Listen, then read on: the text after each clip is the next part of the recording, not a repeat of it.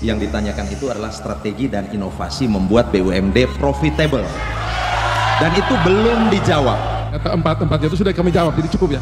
Saya pikir dari 4 bidang ini semua sudah kami jawab. Dari debat Cagup NTT, beta bisa simpulkan bahwa daya tangkap Pak Ansi lemah itu lemah. Pak Melki, Pak Joni, saya titip di Nusa Tenggara Timur, NTT. Baik, sonde baik, tanah timur lebih baik. Pertanyaan untuk Paslon 2, kira-kira apa langkah dari Anda untuk membuat itu BUMD profitable? Kami, Melki Joni, akan melakukan review secara menyeluruh terkait dengan kemampuan dari setiap BUMD yang kita miliki. Bagi BUMD yang memang ternyata harus kita revisi total, akan kita perbaiki total. Bagi yang memang harus dirapikan manajemennya, kita rapikan manajemennya. Dan tentu juga strategi bisnisnya juga harus kita rapikan lagi.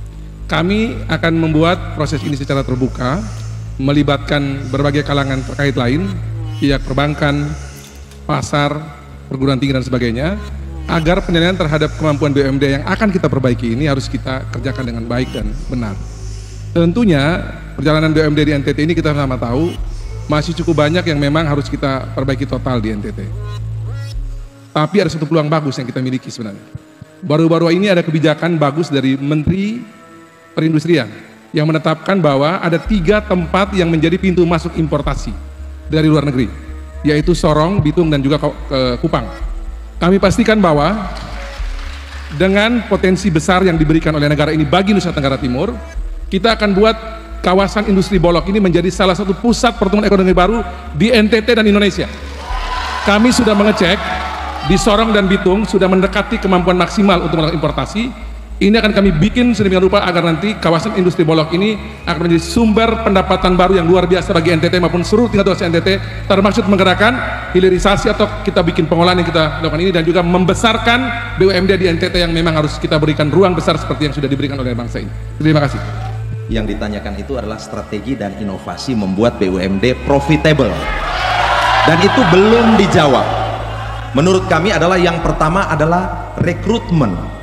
Direksinya itu harus merit system, meritokrasi, kompetensi, kapasitas, rekam jejaknya harus teruji sesuai dengan bidang. Tidak boleh balas jasa, tidak boleh sekedar balas jasa politik. Ya, yang kedua, tata kelola yang harus dibangun itu tata kelola yang bersih, transparan, dan akuntabel.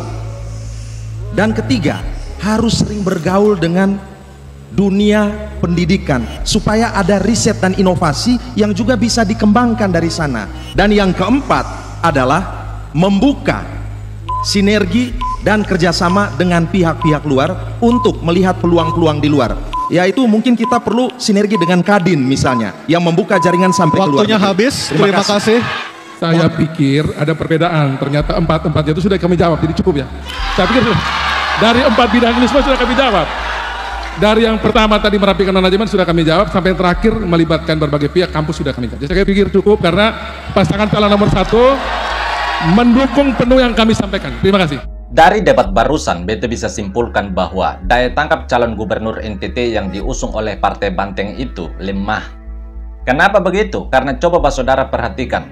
Ibu Jen bertanya pada pasangan Melki Joni, strategi apa yang akan dilakukan untuk membuat BUMD NTT profitable atau menguntungkan?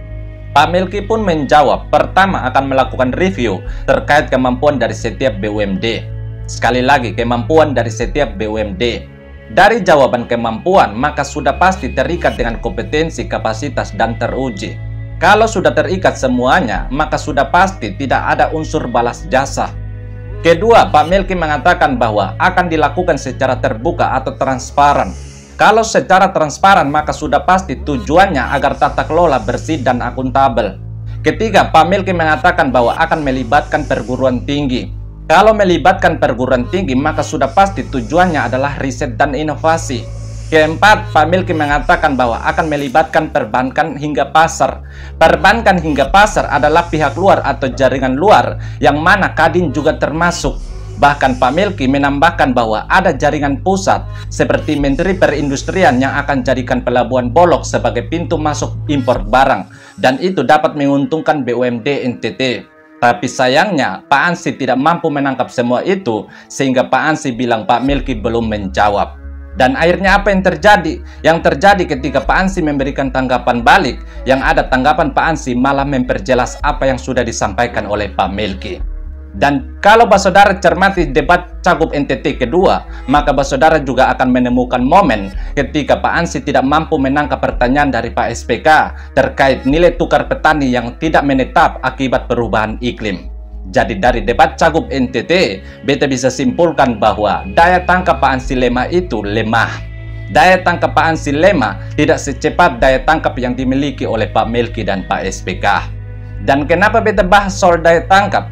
Karena dengan begitu, kita sebagai rakyat NTT bisa tahu siapa pemimpin yang cepat menangkap aspirasi rakyat. Kita bisa tahu siapa pemimpin yang cepat menangkap keluhan rakyat.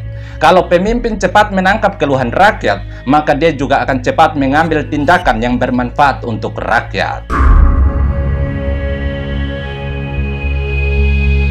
Pak Melki, Pak Joni, saya titip Nusa Tenggara Timur, NTT. Siapa? Di sana kan sudah kita bangun, seingat saya 7 bendungan. Penting sekali, air untuk NTT itu penting sekali.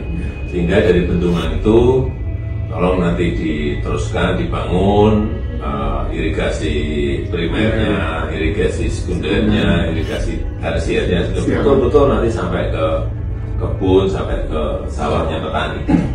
Yang kedua yang berkaitan dengan bidang kesehatan. Rumah sakit itu kan sudah dibangun rumah sakit yang bagus, ya, rumah sakit yang di kabupaten tolong juga diperhatikan agar pelayanan kesehatan pada masyarakat itu bisa terlayani dengan baik. Minta dukungan lah ke pemerintah pusat agar bagus, termasuk juga infrastruktur. Minta dukungan ke pemerintah pusat. Saya rasa itu. Ya. Terima kasih Pak, kami siap melaksanakan Pak Jokowi. Siap. Terima kasih Bapak, arahannya kami siap tindak lanjuti. Siap Pak.